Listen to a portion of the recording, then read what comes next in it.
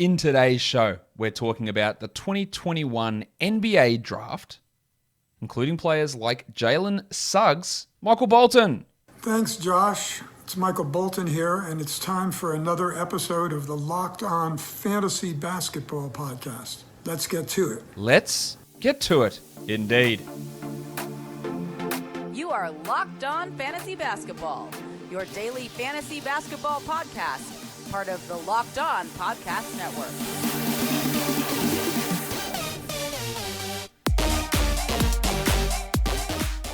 Hello and welcome to the Locked On Fantasy Basketball Podcast, brought to you by Basketball Monster. My name is Josh Lloyd and I am the lead fantasy analyst at basketballmonster.com and at Yahoo Sports Australia. And you can find me on Twitter, as always, at redrock_bball and on Instagram at Locked On Fantasy Basketball. Another show on the NBA draft. Last show you heard was my latest mock draft. So, hey, I'm sure you guys have opinions on that, so you can always drop those in the comments there or here. But now we're going to do another dive into 6 different prospects. But today's show, I've got to tell you, is brought to you by Spotify Green Room. Download the Spotify Green Room app and find one of our Locked On rooms over there. So we're going to be talking in just a moment to Cody Wright of the Draft Dummies, who's one of the hosts of the Locked On NBA Draft podcast. So, hey, let's bring Cody in right now. All right, so now it is time to bring in today's guest, and that is Cody from the Draft Dummies. Cody, welcome back to the show. Yeah, thanks for having me back on, Josh. Really appreciate it and excited to talk some hoops. We had Sam on for a couple of shows last week. We've had Rafael Barlow on for a couple of shows last week. So we're getting another member of the Locked On NBA Draft podcast team on to talk about 6 draft prospects today. We'll talk about another 6 of those guys tomorrow. So Cody, let's just get straight into it and let's talk about Jalen Suggs. He seems a lock for the top 4. Suggs, a point guard out of Gonzaga. I'll just put his stats up on the screen there for people to take a look at. Do you have him how is he separated, say, well, for a start, is he in that top 4 for you?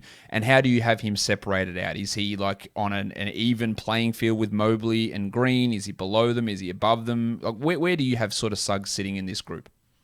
Yeah, so I have Jalen Suggs at number 4 out of those guys you mentioned. Cade Cunningham is a tier of his own. And then after that, I actually have Jalen Green kind of on his own tier. And then Evan Mobley and Suggs are the next tier for me. I do like the argument Suggs at 3 over Mobley just because of the position he plays. I do think that, wing and perimeter players are more valuable in the NBA than centers, but Mobley is an interesting case because he's so versatile. But yeah, you got to love Jalen Suggs. I'm here in Spokane, Washington, where Gonzaga University is. That I follow the team pretty religiously. And he had such an amazing freshman year, as we know. And but yeah, he's at number 4 on my board at the moment.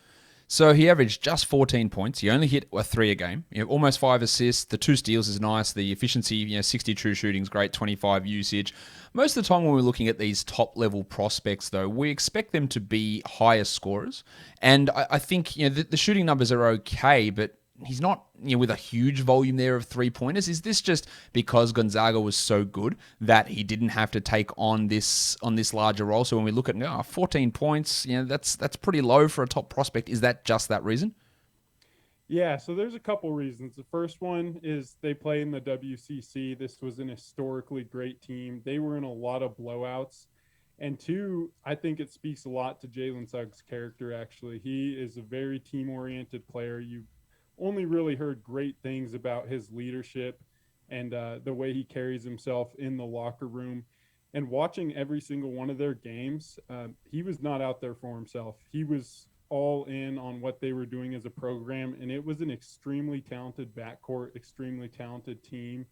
And I'm not worried about his lack of aggression, averaging only 14 this year. I think it was because he was so bought into what they're doing. I don't anticipate him ever, stepping off the gas pedal on the next level. If he needs to be aggressive and shoot more and become more of a scorer, I think he'll do that. So let's talk about, he's most likely, I would suggest, going at number 3 to Cleveland or number 4 to Toronto. So if he's headed to Toronto, how is the fit with him and Fred VanVleet? Because that's the other guy who's going to be entrenched in that backcourt. We'll start with that one. So how would he fit with a Fred VanVleet backcourt? I think it would be great. I know that Nick Nurse has talked about wanting, some taller guys in the backcourt with Lowry and Van Vliet and Malachi Flynn all being so small. Suggs is obviously much bigger than them, around 6'4". But the thing with him and Van Vliet is they both won't give up anything defensively. We know Fred gets after it on that end for being so small, and Jalen Suggs is going to be a bulldog on that side of the floor. The Drew Holiday comp is thrown around some. I know that's one that Sam likes at the Draft Dummies. So I think it would be a great fit. I think the three-pointer is going to be, the big thing with him, like it is with a lot of prospects, but it's something he's shown flashes. I really like the jump shot. I'm sure we'll talk about that some more, but I like the fit next to Fred VanVleet. You would have two very team-oriented, very skilled, and very tough-minded defensive guards in your backcourt. I think that would be great for Toronto. So how does it work in Cleveland then? Darius Garland, Colin Sexton, they are the starting backcourt there. Garland took big steps forward this season. Sexton sort of established himself as a high-efficiency shooting guard. So would Suggs be better than Garland? Could they play Suggs and Garland together? How would Suggs and Sexton go? Could they run a three-man rotation? How would that work? Yeah, that's a really interesting point with Cleveland here, and if they want Suggs. Colin Sexton, you get a lot of different opinions on him, and to his credit, he's been very efficient so far in his career.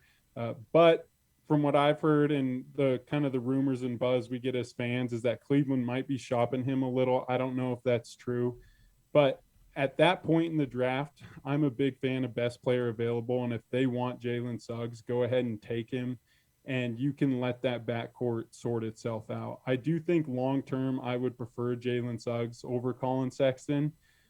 That's just me personally. So if he's your guy, take him, and, it will take care of itself, whether it comes through trading or, if they run one of them off the bench for a few years. But, yeah, if Jalen Suggs is your guy, you take him and you make it work. Is his shooting good enough to be a guy that plays off ball for, say, 50, 60% of the time? Yeah, that's going to be the thing with him is the catching and shooting, playing off ball. He was 93rd percentile off dribble jumpers, and I don't think that's a fluke from last year.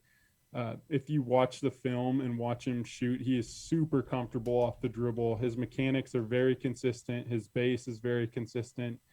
But, yeah, playing off ball, if he were to play with a Darius Garland or anyone else, I know he can do it defensively. He'll be able to guard up. And I know at Gonzaga, he wasn't on the ball all the time with Ryan Nembhard and Andrew Nembhard and Joel Ayayi. So I think he can do it, but that being able to stretch the floor and catch and shoot is going to be kind of that swing skill for him. And I have faith in the jump shot. I like it. Like I said, the mechanics are great. I believe in him too and his work ethic. And so I think he flashed enough this last year at Gonzaga to demonstrate that he'll be a capable shooter. I tell you what's flashed quite a lot, Cody, and that is Built Bar. Because those flavors are unbelievable over at Built Bar. Not only are these healthy bars for you, not your standard traditional protein bar that tastes like something you scraped off the bottom of your shoe. These are bars that taste like a candy bar. What's your favorite flavor of Built Bar? The cherry barcia. Really? Sure. Interesting. Okay. So my favorite, I'd probably lean more towards the coconut. I like the raspberry as well, but that's why we all have our different flavors. So you can go get a box of your favorite flavor, but if you don't even know what your favorite flavor is, grab a mixed box. There's 18 bars in that, 9 flavors, 2 of each, so you get to try them and figure out which one is your favorite. And most of these flavors have 17 grams of protein, just 130 calories, 4 grams of sugar, and only 4 grams of net carbs. Go to builtbar.com, use the promo code LOCKED15, that's LOCKED15, and you'll get 15% off your first order. The promo code is LOCKED15 for 15% off at builtbar.com. All right, so now it's time to move into another Jalen, which we're never going to avoid Jalen's in this draft, apparently. So let's move on to another Jalen in this draft. This one is Jalen Johnson, who played for Duke, a 6'9" forward. Let's put his numbers up on the screen. A guy with, I guess, a level of controversy surrounding him at the moment. 11 points, 6 rebounds. The steal and block numbers look really good. 52% shooting, but 63 from the line. High usage, high true shooting, but some, I don't know if character concerns is the right thing to say. I guess the fact that he only played 13 games and 21 minutes a night is a little bit concerning, but what is he as a player? Like, how worried are you about the fact that he only played those 13 games? and these so-called character concerns, or even your concerns about his game overall? Yeah, so personally, I see both sides of the argument for him, foregoing the rest of the season, quitting the rest of the season, however you want to put it, to focus on the draft. I get that there's a lot of money at stake, life-changing money for these young men and their families. And then I also get, the argument, finishing what you started. You heard a lot of talk about that with Zion after he had that little injury at Duke, and he said, no, I committed to my teammates, to the coaching staff, to this university. I'm going to finish out the year. Everything will be fine. And so I do get both sides. I wouldn't let it affect me too much. I would more look at his talent and then meet him in person and make those judgments for yourself based off his character. But as far as his game, he is one of the more intriguing prospects, another one with, vastly different opinions. I am not as high on him as some others, but you can't deny that he has the baseline physical tools. At 6'9", over 220 pounds, moves really well, and is very, very athletic. So you can't deny that wing profile there. So he shot 44% from three. So if you just look at those numbers, you go, okay, well, that's excellent. It was on under 1.4 attempts per game. He only made 0.6 threes. So how real is the shooting form for him? Because we talk about that being a swing skill. Defensively, I think he's going to be fine. Movement-wise, fine. He's a pretty good passer, which we'll talk about in a second. But what's this shooting? Where are we at? Is it 63% from the line the issue, or the 44% from three? Which one of those is more real? Yeah, the percentage from the line, no doubt. The three-point shooting, like you said, he was 8 of 18 on the year. So that 44% comes with a major caveat. And he struggled to shoot it at the line. He doesn't look as comfortable as, you would think, seeing that 44%, not at all. And yeah, another guy where his swing skill is going to be the ability to at least knock down, catch and shoot threes. I like the form. There's no major mechanical problems. He's flashed putting the ball on the deck and getting to his spot some. It's going to come with consistency and reps, over and over. And if you believe in him being able to knock down, I like his shot. I think he'll get there to a respectable level. Then he's totally worth, that lottery pick, because like we said, with the physical tools, if the jump shot comes, he'll be a great steal for someone. What do we make of his passing? What level of passer are we talking? Because having a guy that's 6'9", 6'10", playing at the 4, with an ability to pass is obviously important and can be a real game changer for teams. Is he a guy that you want the ball in his hands? Is he, say, analogous to the way that Josh Smith used to be able to pass from that position? What sort of a player is he in terms of ball in hand? Yeah, so again, he'll need to improve more consistency, like the jump shot. But with that being said, his passing was the most fun part of watching his film and breaking down his game. He has some really impressive reads where he gets deep into the paint. You always want to get the ball into the paint, and he'll have some pretty incredible passes back to the weak side shooters where his body is contorted. If he didn't have his frame and that strength, he wouldn't have been able to throw some of these passes at all. But some of his vision on them is pretty remarkable, where I'm watching the film and I didn't see him seeing that play at all, and he'll make it. And so that's the most fun I've had watching him and kind of learning about his game, is that he does have kind of that unteachable factor for a 19-year-old, where he can recognize where the defense breaks down and he'll zip a pass out to an open shooter on time and on target. It's just got to be more consistent. Sometimes he'll leave his feet on those drives and he'll be looking for someone and can't find him and ends up with a silly pass, turnover, or travel or whatnot. But I believe in his passing. I like the Josh Smith name you brought up. Pretty similar with their size and their ability to get into the paint and then find the open shooter. Let's go on to the next guy we're going to talk about here, and this is Bones Hyland, Nation Hyland of VCU, a 6'3" guard. He's 20 years of age, sophomore for VCU. He averaged almost 20 points per game. He had almost 3 threes per game, almost averaged 2 steals per game as well. Elite free throw shooting, high usage, high true shooting. Really stepped it up from a freshman averaging 9 points per game in 21 minutes a night. Stepped it up to become a huge part of what VCU was doing, improved his free throws an astonishing amount, hit 37% from threes on almost 8 attempts per game. So some really big numbers from Hyland. A really high-level shot creator and difficult shot maker. But is there anything else to his game? Like, what else? Okay, offensively, we'll talk defense in a sec. Is there anything else he can do apart from being this high-level shot creator? Can he create for others? Does he just need the ball in his hands the whole time? What is his sort of NBA role looking like? Yeah, so at VCU, only 2.1 assists per game, as you noted there. But that wasn't necessarily his role. Watching the draft combine scrimmage, actually, he was running, a bit more of a point guard at times where the ball was in his hands. And he's got exceptional vision in passing, actually, in my opinion. So I think with more of an emphasis on creation for others, he's going to be able to leverage that pull-up shooting to get by guys and then find the open man. So I really like him at the next level, either as a combo guard or someone that's going to transition more into the point guard role. I like his playmaking upside. I think he'll be, or I should say I have no worries about it. Because he is more point guard size, and he's 6'3", he's only 170 pounds, so he's not particularly big to be an NBA 2. So, smaller than a Jalen Suggs, who we talked about already. A negative assist-to-turnover ratio is not a great thing. But as you said, there's a lot of context with the teammates and what he's asked to do on this team. But what about on the other side of the ball? Defensively, he's generating 2 steals per game, so that immediately just gets your attention. Is he a guy that is a gambler to get those steals, or is he just a really good defender?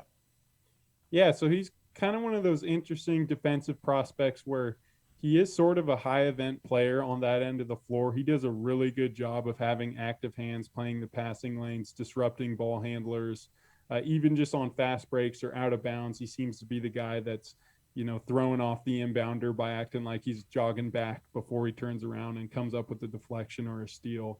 But then on the other side of it is there was some times where he was kind of lazy or just not really engaged defensively, carrying such an offensive load. And then his size that you mentioned, he's not the most stout guy. He's tough at times, but he's not a Jalen Suggs where he can really battle with guys. I think some of that size will be a limiting factor defensively for him. So I don't really see him as like a huge positive, but not a terrible negative. Like I said, he does make stuff happen out there. He's a high event player, even defensively. Do you think he's a first round player? I like Bones Hyland in the first round. Yeah, I think you got to get as much shot making as you can. That's the most important skill there is in basketball, and he no question he has that. So I have him graded out as a first round prospect.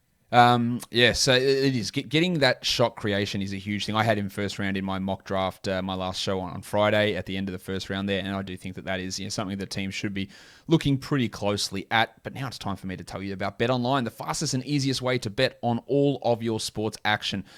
Baseball season's in full swing. You can bet on all other sports at BetOnline as well and get the latest news, odds, and info for all of your sporting needs. Before that next pitch, head over to BetOnline on your laptop or mobile device and check out all of the great sporting news, sign-up bonuses, and contest information. Don't sit on the sidelines anymore, as this is your chance to get into the game as teams prep for their runs to the playoffs.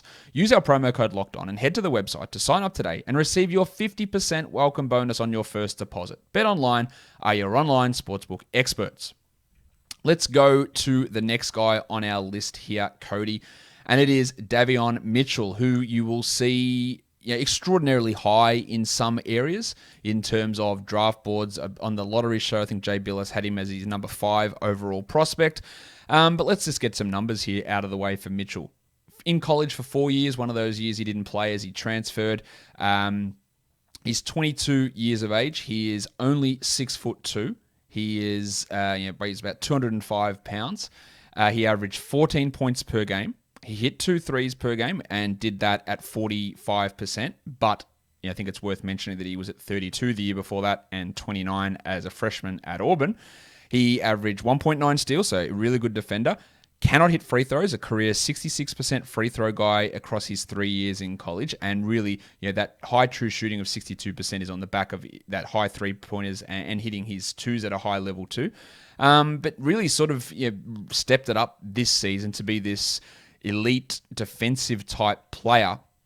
But it feels like when I see mock drafts or people talking about the draft, and maybe you have this opinion too, so we haven't discussed this prior in terms of Mitchell, but a lot of people just saying, well, he's ready-made. So let's take him at number 7 to the Warriors because they need a player who's NBA ready now. Whereas guys who have been in college for 4 years, I have extreme skepticism about drafting them that high because, again, he's sort of flashed it for 1 year when he was 3-4 years older than a lot of players. Am I off on that skepticism? I just, that narrative of like, oh, he's older, he's NBA ready, it just doesn't seem to come to fruition enough for me to believe it every time. Yeah, I'm with you. I try not to buy into narratives. I try to look at each individual prospect and their skills and their context and their situations. And so it kind of depends on the player. You see a guy like Malcolm Brogdon come in as a very, seasoned college vet and step in right away and have a productive career. But for every one of Malcolm Brogdon there is out there, there's others that have the same thing said. They're ready to play day one, but it doesn't work out because they're not skilled enough. They're already 22, 23 years old. So yeah, it's kind of dependent on the player. I'll just say this. I love Davion Mitchell. I do not like him as much as a lot of people that have him like top 8, which there's quite a few, and that's fine. I get why. I get the arguments, but I do not like him quite that much. So what about the shooting? Like 45% is great from 3. Like it's astonishing. Almost 5 attempts per game. If we looked at him after his sophomore season at Baylor, he hit 32%. You would go, the shooting's a real problem. Can't hit free throws still. Like, to me, the fact that he can't hit free throws across 3 seasons and he couldn't hit threes until this last year makes me think that these 5 data points versus 1 would tell me he's not a reliable shooter. But maybe you have a different thought of that.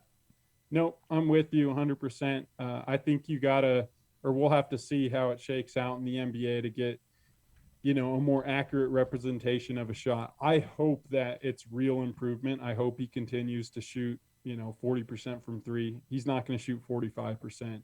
But I'm with you. We have multiple seasons. If you look at the data as a whole and watch the film, the tape as a whole, he is not as good of a shooter as he demonstrated for this 30-something game season this year. And the biggest indicator of that for me is the free throws. I wish he would have shot over 80% this year, but he's still struggling to make the freebies at the line. I need to see, that level of shooting for a longer period of time before I give him credit for it. So he's going to come in, with his calling card being on defense. He showed some improved passing last season, but when we look at that sort of a player who is quite small, how does he guard NBA players at his size? Is he a player that can come in and have a Patrick Beverley level defensive impact? And is that worth a top 7, top 8 pick? Like, is he that good of a defender? Like, where are you sort of positioning him in the draft? Because he's all over the place. And whenever because I did my first mock draft and didn't have him in the lottery, and people were upset about that. And then in my latest mock draft, I had him just sneaking in at number 14. Like, do you think that that's fair, or you just like, no, look, at this age, at this size, with this shooting concern, I'm not even sure he's a lottery pick? If you buy the shooting being solid, maybe not 45%, but if you buy him shooting, 38% from 3, I have him, I'd say up to like the 10-12 range, but I'm not so convinced about that, especially off the dribble over multiple seasons. So he's kind of fluctuated for me generally between 14 and 20, depending on how I'm feeling. Again, people sometimes at this age and with this skill set can develop into good NBA players, and Brogdon's a great example of that. But the history of that tells us it's just not all that likely. So, the shooting is going to be huge, and there are going to be teams, and I'm looking, if Washington was at pick 8, they'd definitely be someone who would be interested in getting him, I would imagine. Teams may overreach, and it is something just to keep an eye on. Let's move on to the next player now, Miles McBride. Let's bring his numbers up. The guard from West Virginia, 20 years of age, 6'2" guard from West Virginia. Is McBride a guy that can push as a first-round player? Do you think he averaged 16 points per game, 1.6 threes? He hit his free throws. Not a high usage guy, but another guy with big steal numbers. Is he a first-round type of player? Yeah, so Sam and I both at the Draft Dummies, we love Miles McBride and both grade him as a round one player. He had really good length measurements at the combine. He is a little undersized, around 6'2", but he's really long. And, we were just talking about Mitchell and how tough he is defensively. McBride is right there with him as just being a beast defensively. He can guard guys bigger than him using his frame, his strength, his length, and just his quick hands and defensive IQ. So I really like Miles McBride, similar to Mitchell here in that the 3-point shot, how much do you trust the numbers from last year really depends on how high you have him. Yeah, at least he was able to pair that improved three-point shooting with improved free throw shooting as well. And honestly, when you get that sort of combination going, it is a little bit more trustworthy. So he went from a 75 free throw guy to 81 between his freshman and sophomore year, and his three-pointers went from 30 to 41. So getting that improvement, that's like the Brandon Ingram special, that is a little bit more comforting.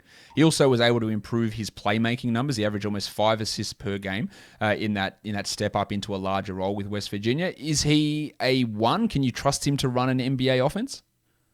Yeah, I think at times you can. I don't know if he's anyone's long-term answer at the one. I don't know, if he had more Sharif Cooper in him playmaking wise, then yes, but he doesn't. But we've seen teams roll out, smaller backcourts as long as one of them, like Toronto comes to mind again, at least one of them can guard up and is really tough defensively and then can knock down, shots and keep the defense honest by being able to spread the floor a little bit. So I could see him being more of a combo guard than being like the engine of the offense. He also measured out with a pretty large wingspan, like a +7, 6'8", 6'9" wingspan, which is obviously a pretty big number for a 6'2" guy, which helps him defensively and with that big steal rate that he was able to generate. So you're big on McBride. Do you have him higher than Mitchell? I do not have him higher than Mitchell at this point, but that's an interesting little case study. If you break them down, I could see if someone had McBride higher than Mitchell, being that he's younger, the shooting seems more real to me at least. I could see the argument for someone having McBride over him, but the one thing I love about Deuce too is when you listen to Bob Huggins or teammates or anyone talk about him, people just rave about his competitiveness and his toughness. And I love that from these 6'2" guards that are just going to get after it. They're going to be a team player. They're going to contribute to winning. So I could totally see the argument for McBride around Davion Mitchell, but as of right now, I don't have him quite that high. Last guy we're going to talk about today is BJ Boston, Brandon Boston Jr. from Kentucky, a guy who came in with a pretty big reputation coming into Kentucky and struggled, as a lot of players do at Kentucky with the talent around them and fitting into the system and all that sort of stuff. He averaged just 11 points. His shooting numbers are horrendous, under 45 true shooting, 36% from the field. He averaged only 1.6 assists. The defensive numbers, the steals are pretty solid, but just the fact that he played 30 minutes is good, but those shooting numbers are really rough. What do we make of Boston, again, who came in with really high pedigree and high reputation and seemed to have lost quite a bit of value over the course of the season? Yeah, BJ Boston is such a tough one for me because a lot of times, say a guy with his size, his physical tools, his reputation out of Sierra Canyon going to Kentucky, if they come in and have a bad shooting year and shoot 41% from the field and 33% from three, I'd be a little less apt to worry about it. But as you mentioned, the shooting was really bad. And so you start to wonder about the talent level. If he were more talented, I would believe that those numbers would at least be, closer to the 40% from the field range. But yeah, 35 and 30 with the true shooting percentage and the mid 40s, it's not great. So he's been a really tough one for me. He looks the part, we'll say that. He has the physical tools, he has the handle, he can create his own shot. But that the jumpers are going to have to fall. As we know, it's a make or miss league, and for him, he's just going to have to put the ball in the hoop. So a guy that, you can tell me this is right or wrong, but in terms of those shooting numbers, that who looks the part, like a Cam Reddish, who's never really been able to put that shooting together, is that a fair comparison in the terms of the way that they play? Or Reddish is probably almost definitely a better defender than Boston, and a higher level prospect at this point. But is that shooting concern pretty similar? Yeah, I actually like that little comparison there. Yeah, because that was the thing with Reddish too. He shot really poorly at Duke, and I don't even think it was close to this poorly as BJ Boston did.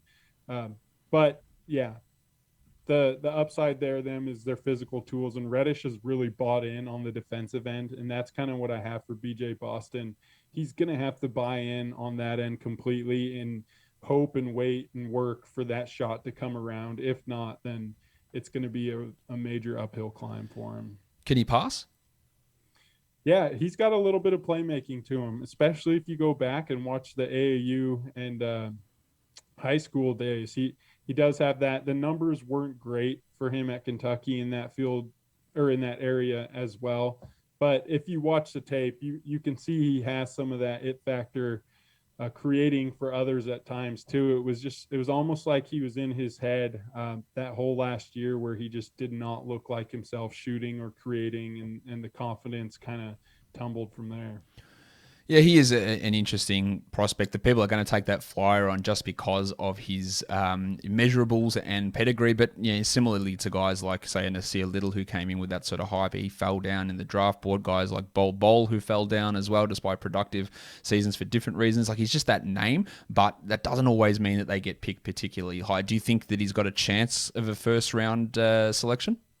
I bet someone takes him in the 20s, if I were to guess, because there aren't too many 6'7" guys that have shown that they can create and create separation from their defender, knock down difficult shots. And it's not like his mechanics are broken at all. I mean, all of that part checks out and it's fine. So I would think just the size, the physical tools, and the flashes, someone will take him in the first round. Cody, that's going to do it for us for today's show. So tell everybody where they can find you on Twitter and the stuff that you guys are doing over on the Locked On NBA Draft podcast and just general information.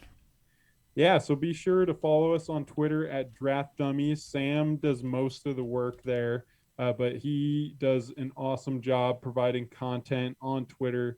And then be sure to listen to us on the Locked On NBA Draft podcast. We also have the other hosts doing the other dates, like Raphael, who Josh mentioned already. Be sure to check us out. We're doing great work. This is the peak of the draft season as it approaches, so at the end of July. So be sure to listen to us there and follow us on Twitter.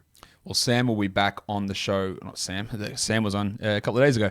Cody will be back on the show tomorrow to talk about some more prospects, including Sharif Cooper from Auburn. So make sure you're getting ready to see that. And the best way to make sure you don't miss an episode is to subscribe. Apple Podcasts, Google Podcasts, Stitcher, Spotify, the Odyssey app, but on YouTube. Go and hit subscribe down in that corner down there. Flick the bell, thumb up, leave a comment. Guys, we are done here. Thank you so much for listening, everyone. See ya.